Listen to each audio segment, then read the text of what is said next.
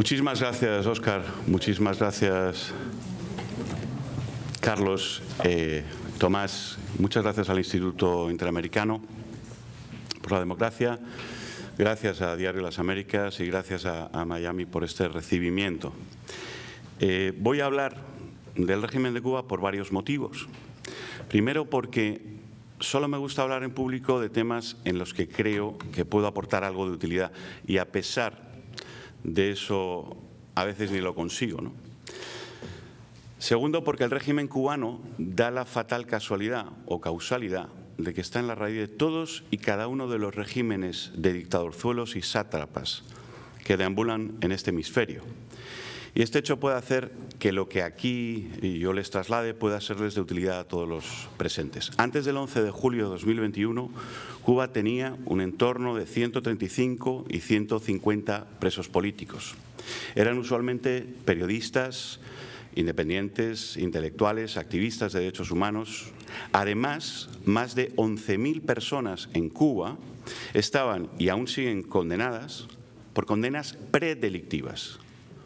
Según el anterior Código Penal de Cuba, son aquellos a los que se les observa una conducta textual contraria a la moral socialista, por lo que son proclives a cometer un delito en el futuro. En el recién estrenado artículo 434.1 del nuevo Código Penal, ahora indica que la causa de ir a prisión por un año por desobediencia es realizar acciones que les hagan proclives a delinquir o a quebrantar el orden social y constitucional y no cambiar dicha actitud ante la advertencia de las autoridades encargadas de la prevención social.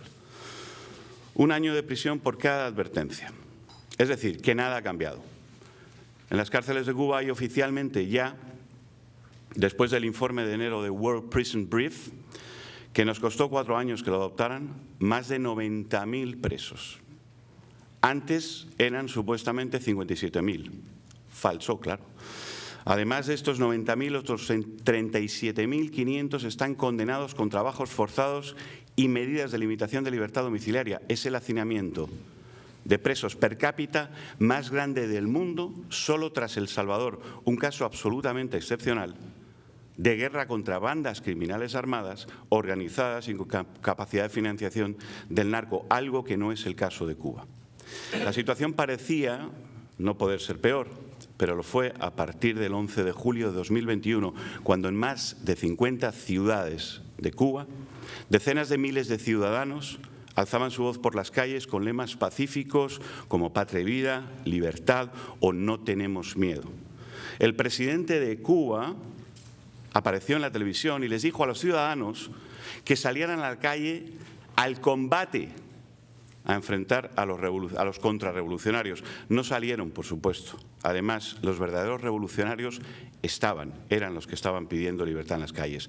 Todo fue una coreografía. Las fuerzas especiales, el ejército, contrainteligencia, todos se vistieron de civiles, cortaron internet en todo el país, fueron montados en autobuses, se les suministraron bates de béisbol, barras de metal y armas y entraron a golpes e incluso disparos contra los manifestantes, aparentando ser civiles. Entre 5.000 y 8.000 personas fueron detenidas en pocos días. El régimen, además, aprovechó para ir a los hogares de todos los activistas de derechos humanos y realizar una razzia por todo el país. Fueron procesadas más de 2.500 personas y activistas, todos inocentes. En este momento hay 1.066 personas con condenas o limitación de libertad impuestas, violando toda legalidad, pero además también la cubana. 114 mujeres, 33 encarcelados siendo niños aún siguen condenados, 17 de ellos por sedición, entre muchas decenas más que fueron procesados y condenados. 226 presos del 11 de julio han sido acusados por sedición, con penas medias de 10 años. Todo ello por pedir libertad.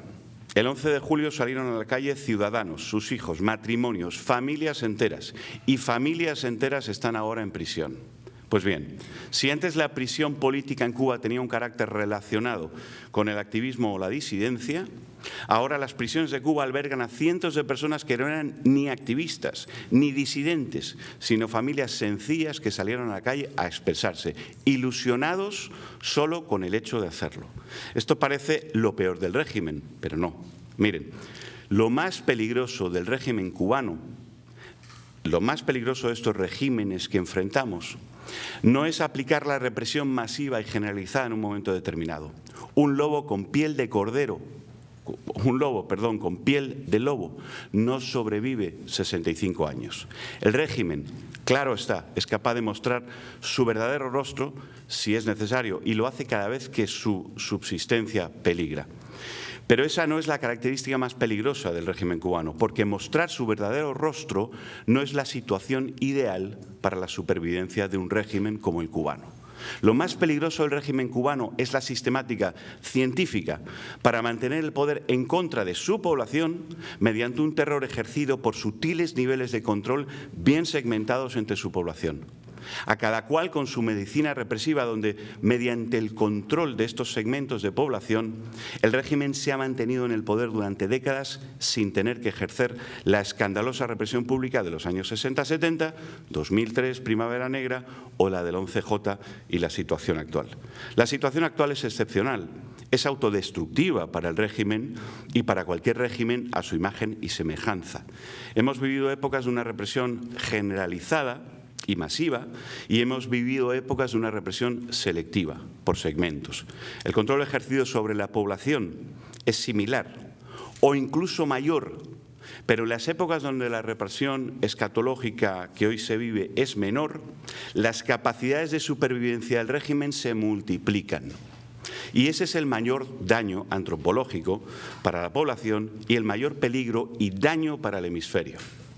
Y ello sucede porque el régimen de Cuba tiene cuatro pilares principales para sostener su poder, que sabe pivotar según sea necesario, pero que, y aquí estriba su debilidad, además se apoyan uno sobre otro como un castillo de naipes. En primer lugar, una falsaria superioridad ideológica, construida sobre una narrativa que, nos guste o no, ha sido más exitosa de lo que podemos siquiera comprender aquellos que sabemos cómo se vive y cómo ha vivido siempre el pueblo de Cuba. Aspectos emocionales, así como el enfrentamiento con el enemigo, el envidiado común, los Estados Unidos, han sido factores vitales para esta falsa narrativa. Este es el pilar de poder más poderoso del régimen de Cuba, pues es el catalizador de su mayor capacidad de supervivencia y también de su influencia. Basta recordar la progresión desde el 2000 a 2015 y ver lo que en estos años el régimen de Cuba ha conseguido transformar Latinoamérica. Con el dinero de la Venezuela de Chávez, el régimen cubano no compró solo armas, además reforzó su narrativa. Por eso debemos tener en cuenta a la falsa narrativa como el mayor pilar de poder duradero de estos regímenes, y es su piedra angular actual sobre la que se basan el resto de sus pilares. En segundo lugar, por orden lógico, las relaciones internacionales, basadas no solo en una política de favores personales y políticos prestados sin límite criminal alguno, sino especialmente en el pilar de la falsa narrativa, porque sí, a todo el mundo le gustan los amigos incondicionales y al ladrón, al criminal y al sinvergüenza, mucho más. Y países gobernados por ladrones, criminales y sinvergüenzas abundan. Pero si además has construido previamente una narrativa de superioridad ideológica donde la culpa del escaso éxito del proyecto castrochavista la cargas sobre un enemigo común, los Estados Unidos, la masa de países aliados y la de países que se mantienen al margen de la crítica y la presión se ensancha. El régimen de Cuba ha conseguido ensanchar esas alianzas al extremo hasta el año 2019. De eso parece no caber duda. Venezuela, no lo olvidamos, en pleno proceso represivo, en 3 ocasiones obtuvo los votos para ser miembro del Consejo de Derechos Humanos de Naciones Unidas. Yo soy de los que opina que los votos necesarios los logró realmente Cuba gracias a sus relaciones internacionales. En tercer lugar, alguien tiene que pagar la fiesta, y estos son, cómo no, los ingresos ilegales. Son imprescindibles para mantener un régimen improductivo. Y si algo no saben hacer estos regímenes es generar la motivación y el entorno para que sus pueblos se tornen productivos. Estos ingresos ilegales abarcan desde las misiones médicas en esclavitud hasta la participación en los corredores de drogas, armas, materias primas valiosas, pero también el entrenamiento de guerrillas y otras muchas actividades. El régimen de Cuba factura su conocimiento y capacidad de adiestramiento con fines criminales. Y por último, el último pilar, y no menos importante, el poderío represivo militar, que es el que ya hace mucho aprendieron que debe ser el que menos deben usar para mantenerse en el poder, pero que debe mantener firme y fuerte para que las eventualidades como el 11J, para las eventualidades como el 11J y otras, ¿no? El primer reto para enfrentarse a un monstruo semejante, con esos 4 pilares, bien asentados además, desgraciadamente, es ganar la batalla de la narrativa. Es ineludible. La narrativa hacia afuera y la narrativa hacia adentro. No solo las naciones deben conocer y comprobar lo que sucede en Cuba. Una batalla por la narrativa también tiene como público objetivo primordial el pueblo sometido por esos regímenes. Para ello necesitamos actores que le hablen al pueblo con el lenguaje que el pueblo está preparado para entender, y este no es siempre el que manejamos los que vivimos en libertad y alejados del adoctrinamiento. Es necesario alentar y potenciar formas de comunicación que no necesariamente son las que manejamos fuera del país, en libertad. Esto exige también mucha tolerancia. El lenguaje único impositivo tampoco nos ayuda en la lucha contra estos regímenes. Resulta evidente que la narrativa y de la narrativa también penden las relaciones internacionales y gran parte de los ingresos ilegales que sostienen al régimen. Por eso, y es mi tesis, el ataque a la narrativa de este monstruo debe ser el primer foco para debilitarlo. Yo particularmente me he volcado en esa labor y he hecho una labor o he hecho de esa labor un distintivo de Prisoners Defenders. Un buen ataque a la narrativa, veraz, preciso y abarcador, debilita como consecuencia otros pilares de poder, como las relaciones internacionales de este ignominioso monstruo y por ende sus ilegales ingresos. Ni era posible para mí, cuando creé Prisoners Defenders en 2018, debilitar las relaciones internacionales directamente, ni mucho menos sus ingresos ilegales tampoco directamente. Así que mi elección era atacar por el lado de la narrativa. Era, sin duda, la única viable y realista como punto de partida. Una narrativa ganadora nace de la transmisión elaborada de un mensaje bien estructurado.